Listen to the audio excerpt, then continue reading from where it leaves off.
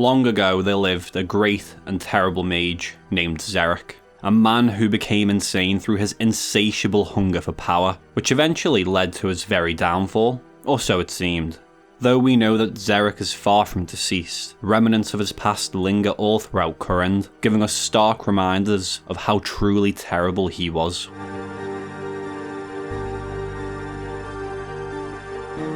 Mount Quidamortem was first explored by numerous parties sent forth by King Shazian VII, with many of these expeditions resulting in failure, although some did prove fruitful. A journal documenting the king's findings explains how the lizards around the mountain are the original experiment subjects for the lizardmen, which, as we all know, became the main bulk of Xeric's army. Before the king's death, an altar was constructed inside a cave on the side of the mountain, allowing the Dark Altar's power to reach further than it could initially. So much so that when King Shazian died from the betrayal of his own men, Xeric emerged shortly after and grasped the kingdom in one fell swoop. Many speculated that King Shazian had acquired immortality and returned to the world of the living under the guise of Xeric. Though as deadly as he was, the will of the people was deadlier. And much to Xeric's surprise, he was usurped and exiled into the Kebos lowlands, where he fled to Mount Quidamortem with his most faithful servants. And it was here that he began digging into the mountain, excavating it to create the chambers that take his namesake. The mountain contained crystals and radiated immense power, and Xeric wasn't going to let these crystals slip from his grasp. In his pursuit of this power, many of his faithful companions were turned into horrors beyond our imagination, and it also drew the attention of otherworldly creatures. Though now the chambers lay abandoned by Xeric, who has his attention drawn elsewhere, that means that the treasures within are ripe for the taking. Travelling through the trail left behind for explorers who wish to plunder the riches within, you'll come across a temple at the summit of the mountain. Here, you can resupply and plot your daring expedition of the caverns below. Will you delve in alone, or with a group? Or even with hundreds of people if you're doing a mega scale? Either way, before you can obtain your rewards, numerous challenges lay ahead of you.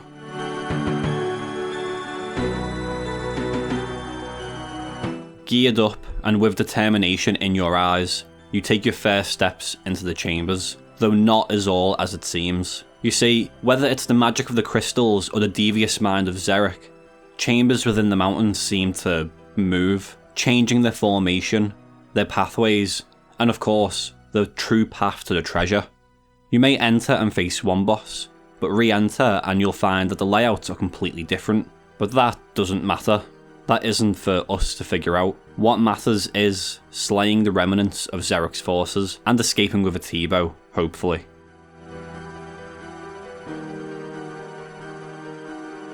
Muttadile, the adorable cousin of your loyal dog companions. Speaking of which, Jagex, where are the dog pets? The Muttadile is one of the numerous bosses that you'll come across within your journey inside the mountain. If you pick up and read the Houndmaster's diary, it gives us some insight into their creation. The tale of a man who is controlled by his greed. He accepts Xeric's invitation to look after the hounds that Xeric had collected. More than a dozen strays, he says, who enjoyed his company and he enjoyed theirs. Though that is where the heartwarming side of this tale ends. Xeric performed various experiments on them, utilising the magics within the crystals to mutate and warp the poor creatures' bodies. Even the Houndmaster remarks, "The crystals, the beast below, science?" as he questions what made the experiments a success, if you can call it that. And the one successful experiment was the Houndmaster's favourite dog, the strongest of the pack, who had now been turned into this thing. Little did Xeric or the Houndmaster know, the dog had been pregnant, so its offspawn was just as twisted as its mother. Though Xeric had not been seen for months, the Houndmaster remarks how he keeps the creatures fed, a byproduct of the experiments, the meat tree. What a lovely bit of pinkery, I guess? The real question is, when can we get a meat tree in the player-owned houses, Jagex?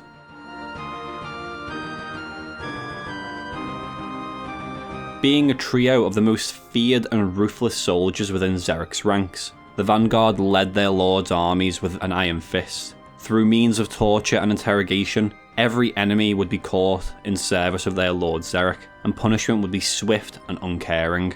For a time, at least. Learning of their failure through the Vanguard's judgment books, we find out that the three creatures before us are in fact the Vanguard, the warped bodies of Xeric's former commanders who serve him in undeath, if they even are dead.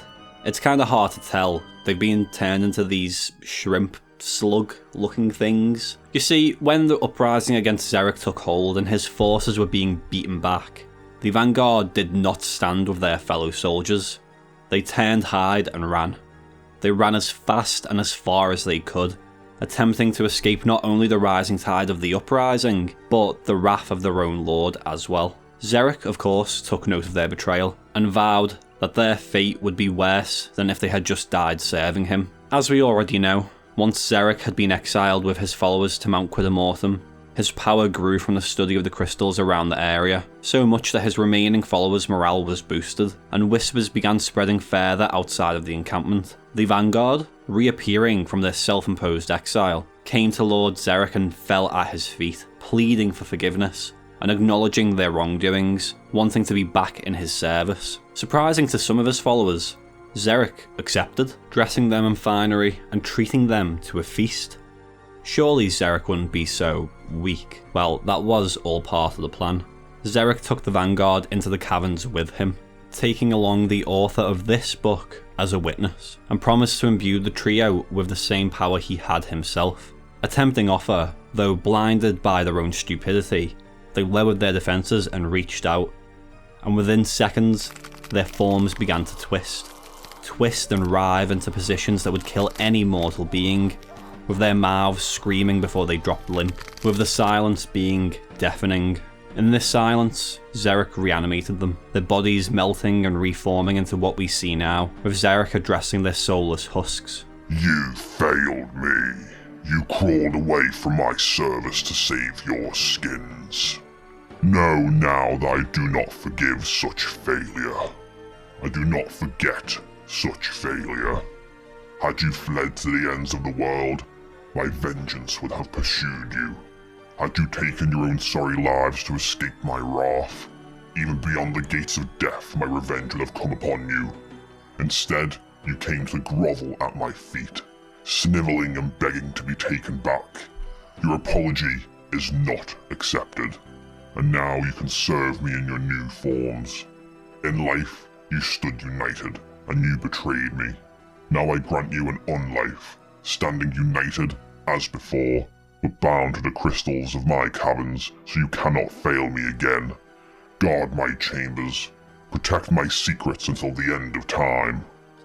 Truly, this tale shows the price of betraying Xeric. A tale that showed Xeric's true tyranny and evil.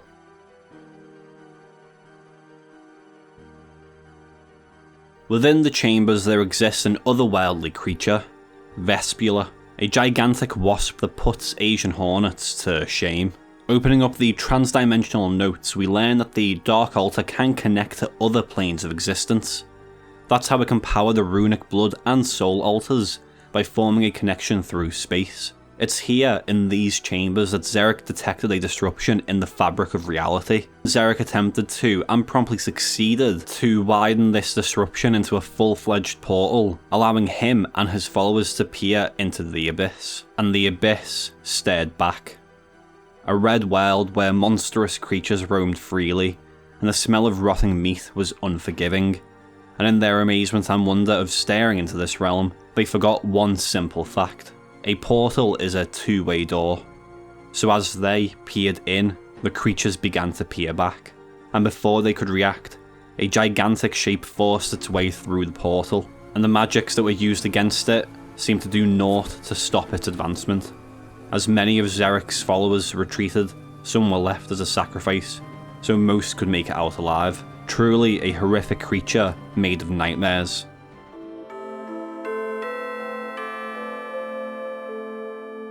Tekton was one of the most loyal followers Xeric had. An architect by trade, he built many temples and buildings in worship to him, and even oversaw the creation of the chambers in Mount Quidamortem. It was Tekton originally that knew how to utilise the crystals, how to draw their power, and he soon taught Xeric to do just that, alongside other of his flock, but that was much to Xeric's dismay. Xeric told Tekton to destroy the temple to ensure no one else could use the magic, as he only wanted himself to be able to wield such power. Though Tekton didn't completely destroy the temple, on the off chance Xeric changed his mind, he tried to teach Xeric how to wield the power of the crystals without the temple. The failures were frequent, to the point where Xeric was furious. Though under the guise of a gift, Xeric took Tekton into a cave, and so he created a new body out of rock and metal, and transferred Tekton's soul into it. With this newfound strength and immortality, he could constantly upgrade himself and fix anything that would fail, though his intelligence severely suffered from this transfer. Tekton shut himself off from his compatriots who found joy in ridiculing him.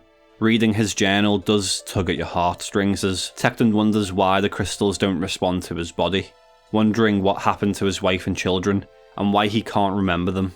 But his faith in a master that may never come back is unwavering, and so he sits there, awaiting the return of his lord, in the lonely chambers within Mount Quidamortem.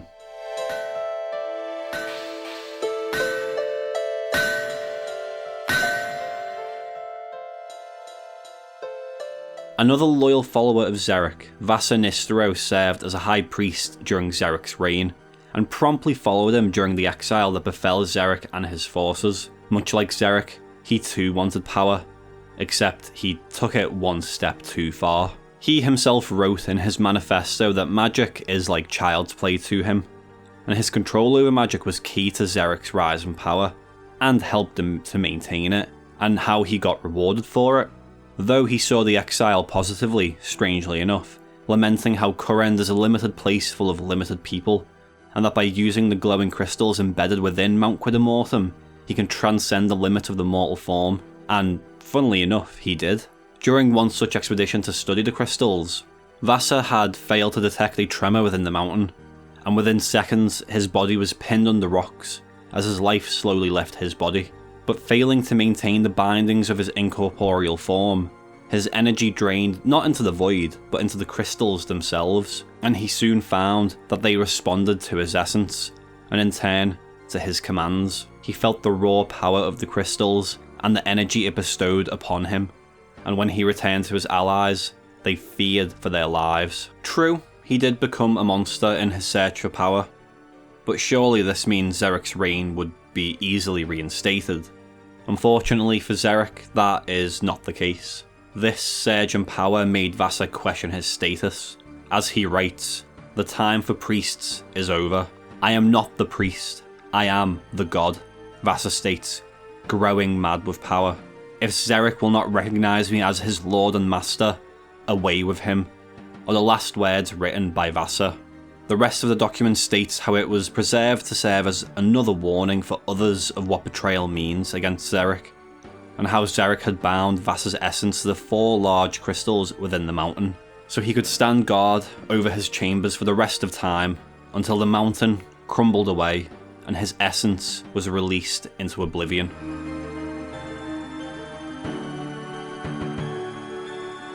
And here we are. You face the perils and the dangers left behind by Xeric within the chambers, and now only one thing stands between you and your T-bow, or your arcane prayer scroll, or your 2 commons. Who knows? The Guardian in the Deep was the name given to it by Xeric's followers, though we know it as the Great Olm. Fun fact though, Olm is a pale-skinned blind salamander with external gills that live in limestone caves, so quite literally is a gigantic salamander. Once one of the strongest monsters in old school RuneScape, this terror has struck fear in the hearts of many, including that of Xeric's followers. Reading the Dark Journal provides some interesting insights. We read of how Xeric's followers have dwindled, many having died in exploration of the caves, and how it should be served as a lesson to not be weak. Xeric and his followers had set up camp just outside the chamber the Guardian resided in, and successfully slayed the beast. Though they did speculate if this was permanent, at the very least, it wouldn't trouble anyone for a very long time. Through this defeat, they manufactured weapons and armour that they left behind, creating a magical seal to protect it. The author marvels at the power that Xeric has shown, and states that if they return to Kurend, they would conquer it with little effort. However, It ends on the haunting line of, perhaps the throne of Kurend has become too small a trophy to satisfy the ambitions of Lord Xeric. And that we know, as he is unbound and searching, and I'm sure before long we shall see him again. But that doesn't exactly cover a lot of the lore of the Great Olm itself, as I suppose the mysteries of this great beast's existence were of little concern to Xeric, which unfortunately does lead me to say that we don't actually know that much knowledge about the beast ourselves, just a lot of speculation, with all of it revolving around the dragonkin Karulm. You may recall me mentioning him a few times in my older videos, but to put it short, he was a dragonkin that resided in the mountains of his namesake, where he performed numerous experiments to create different dragon-adjacent creatures. Worms, drakes, and hydras are just some of the creatures that he created, and after all of them being deemed failures, he relocated to a mountain just south of his own, Mount Quidamortem, as the lizard species were of particular interest to him. Through this, it's easy to assume that the Great Olm is just another experiment by the dragonkin that ultimately amounted to being abandoned and left inside a mountain to watch over the powerful crystals within the area, before being found by Xeric, of course. I hope you guys enjoyed the video, and let me know in the comments if you've had any great drops from Chambers of Xeric. Personally, I've had nothing. One of my friends got a tablet to let him teleport there, and someone in my clan got a T-bow a few months back, so you can always have wishful thinking, I guess, but hey ho, what's RuneScape without a grind? Thanks for watching, and as always, see you next time.